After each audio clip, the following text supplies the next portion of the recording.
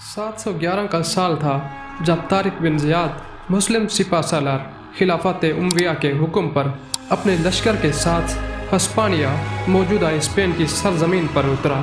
उस वक्त उंदलस पर रोदरिक नामी बादशाह की हुकूमत थी जो जालिम और नाइंसाफ़ी की अलामत समझा जाता था।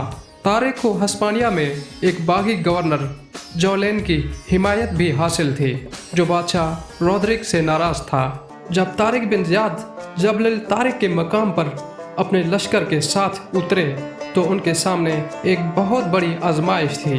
एक तरफ ताकतवर रोदरिक की फ़ौज थी और दूसरी तरफ वापसी का कोई रास्ता न था। तारिक ने अपने सिपाहियों का हौसला बुलंद करने के लिए एक तारीखी कदम उठाया। उन्होंने अपनी कश्तियाँ जला दी।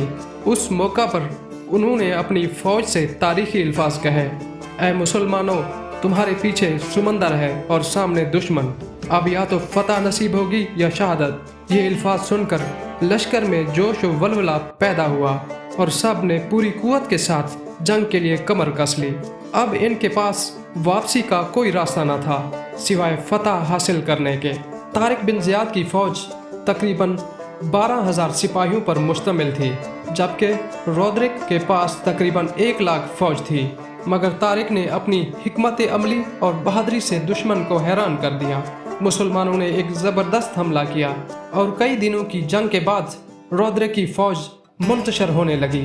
आखिरकार तारिक बिन ज़ियाद ने रोदरिक को शिकस्त देकर हस्पानिया के दरवाजे मुसलमानों के लिए खोल दिए। ये फतह न सिर्फ उंदलस में इस्लामी हुकूमत के क़याम का आगाज़ बनी बल्कि यूरोप की तारीख पर भी गहरे असरात छोड़ गई।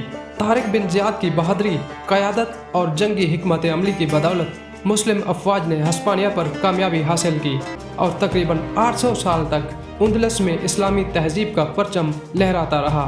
कश्तियों को जलाने का वाक़या न सिर्फ तारीख़ का एक सुनहरी बाब है बल्कि क़यादत, अज़्म और मकसद के साथ जुड़ने की एक अजीम मिसाल भी है।